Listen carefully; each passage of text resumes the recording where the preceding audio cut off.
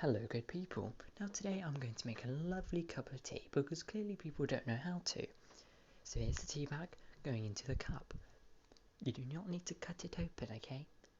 The whole point of the bag is actually just to kind of keep the leaves in there, you know. Now boiling the kettle, because you do not put the cup filled with water into a bloody microwave.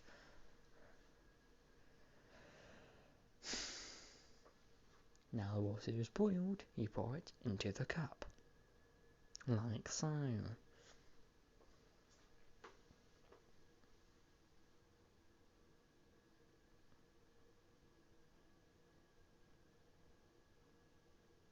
Now you give it a stir.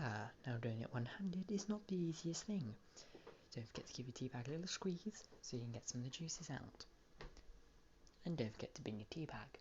But in my case, it's going into an older kettle because it's also then going to go into a compost afterwards. Now it's time to add your sugar. Now this is an optional point, you don't need to add it, but most people do. Common amount of sugar is 1 or 2 teaspoons.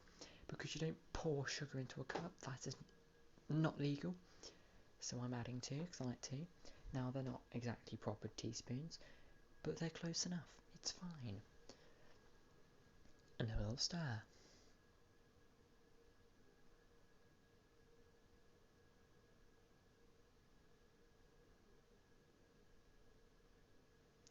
Now it's time for the milk. You don't add this first, you add this at the very end, and it's, good for cooling it down and, making it less bitter.